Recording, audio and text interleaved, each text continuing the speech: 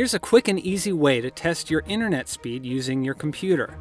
First, go to Google and search Internet Speed Test.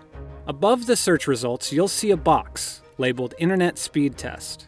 Click the blue Run Speed Test button. A pop-up window will appear featuring a speedometer similar to what you'd see in your car's dashboard.